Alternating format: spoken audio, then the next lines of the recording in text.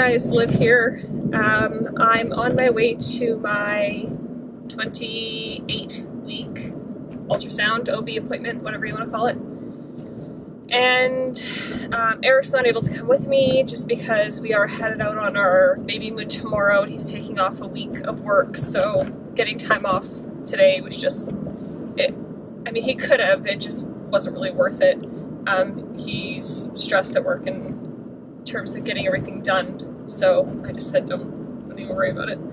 But anyways, I'm on my way, and I know that today she's going to, I think I have some blood work today, which I haven't drank really enough water, which probably should grab a bottle of water on my way maybe. Just because I had a really bad night's sleep, and I was awake from probably about 4 a.m. until 6 a.m. and then I fell back asleep, and I only just woke up, like, only got out of bed maybe 40 minutes ago, and then I ate some food, and I'm a lot slower in the morning than most people, I think. So anyways, I just haven't had a chance to drink a lot of water. I mean, I drank a full glass, but I just haven't really had time to get it down. And my whole point of why I'm saying that is I just find that generally blood work goes a lot smoother when you're hydrated. So anyway, I'm looking forward to seeing baby. She always, you know, gives me a little ultrasound, which is really nice. And she'll do a measurement of my stomach as usual. And I think that she was planning on still referring me for a growth scan, so I'll remind her about that today. And then the big question the big topic I want to discuss with her today is that of induction. So I just want to make sure that she's aware that it's something that I really want to avoid. They basically, I think I've mentioned this in a previous video at the clinic, their philosophy or their protocol, I don't know what you would call it, is that they induce between 39 weeks and 40 weeks. So depending on your specific case, I guess they choose, but by your due date for sure. And that's something that, you know, babies don't always come on time, they come on their own time. And my concern with being induced is that it can make the contractions a lot more painful and intense, and therefore you're oftentimes more inclined to get an epidural, and then an epidural can oftentimes lead to C-section just from the fact that you were on, like, the medications, like Pitocin, etc. It just can make the heart rate drop and all these things. I've just been doing a lot of reading, and it concerns me. I just don't really want the interventions unless I need them. If I do need them, then I need them, and that's fine. I'm not gonna, you know, judge that process for myself, but if I can allow it to happen naturally, of course I would prefer that. So I think that she originally said she'd let me go 4 days past my due date, and according to her, my due date is September 5th. So that would mean that I could go up till September 9th, which really is almost a week past my original due date, which I believe is my real due date. Sorry, my acid reflux is horrible. That's part of why I was up. But yeah, so that's a big question mark I have right now, and it's something that I want to clear up with her before, obviously, I meet with my doula, which will be when we get back from sometime in July. We'll be meeting with our doula again and just discussing everything. So I'd like to have a good frame of mind in terms of what she's thinking and how she feels about what I'm thinking, etc. But anyway, let's go find out.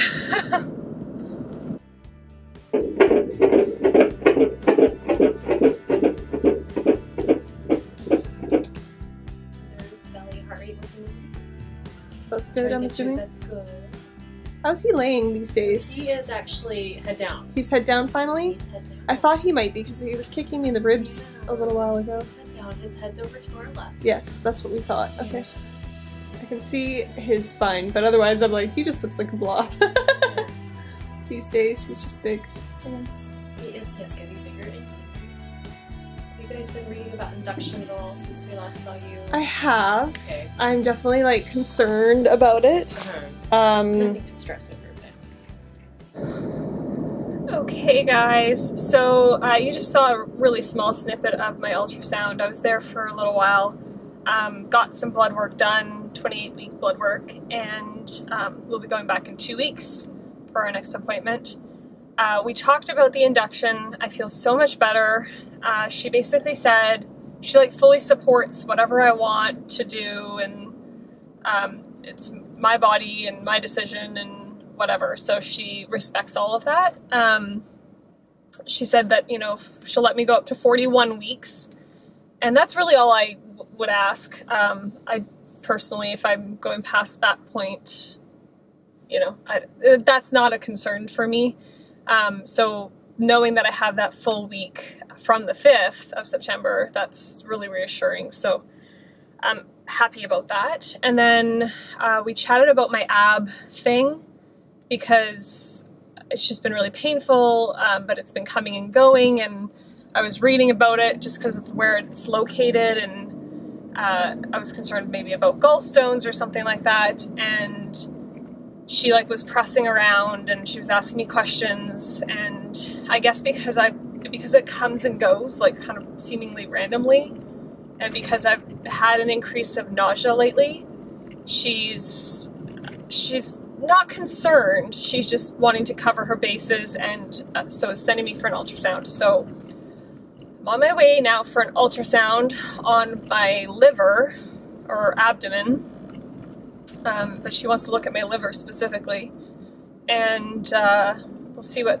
happens with that. She said she'd call me with the results. She said I should still be fine to fly as long as I have like travel insurance or whatever, but I'm going to Canada where I'm from, so I feel like, I don't know how that works when I'm not like a resident, but I am a citizen, so I'll have to look into that in case something goes wrong. But yeah, so she said I'm okay to fly and everything. She's definitely concerned about my lack of weight gain. I'm measuring my stomach, she said, I think was measuring about on track. So she said, so that's reassuring. He's grown. It's just that me, that's not. I've only gained 10 pounds this entire pregnancy, and at 7 months I should be maybe like a little bit further along. They say 10 to 25 pounds I should gain, so I'm definitely on the very bottom end of that, but yeah, I don't know, we'll see what happens. I'm not overly concerned. I feel in my gut, like my gut instinct tells me that it's like an ab thing or pulled muscle or whatever, just based on how, like when it started and how it kind of happened. However, I think it's good that I have a doctor who obviously wants to make sure that she's ensuring that we're, you know, not missing something. But it's just like it's adding stress because I have to be there in half an hour, which it'll take me about half an hour to get there. I don't have my phone. It was like dead, so I left it at home plugged in. And Eric's probably waiting for an update on how this appointment went, and he's gonna be wondering why I'm MIA, which in this case is actually valid because I'm off to get testing done. So I'm hoping I might have time to swing by. The appointment's like right actually nearby our house, so if I have time, I'll get my cell phone so I can let him know what's going on at least. But I'm gonna bring you guys along, so we'll all find out together. Morning, guys. I didn't film, obviously, our ultrasound. They don't let you film in those types of places.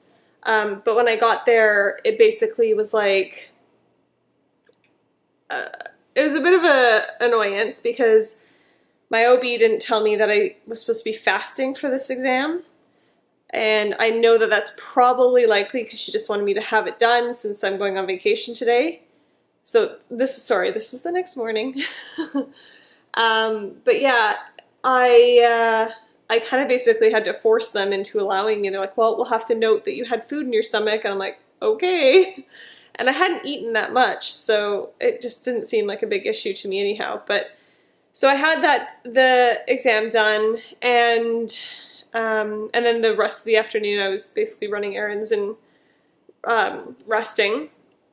But the results didn't come back. They were supposed to come back yesterday. They didn't actually come back until first thing this morning.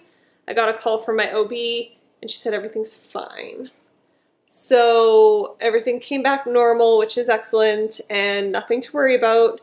So that's a huge relief. I mean, that's what my gut instinct told me anyways, but it is good to have that confirmation just so that we don't have to worry and I don't have to have the what if something happens, or, you know, if it gets worse or I feel more nauseous or whatever. So I think part of my issue with the nausea is maybe just pregnancy, to be honest with you, aches and pains, and like everything's more crowded. So, oh, toast is done. So I think that that's basically it for on the nausea front, and then that's just the torn ab or the pulled ab or whatever it is. So anyways, all good news. I wanted to update you guys.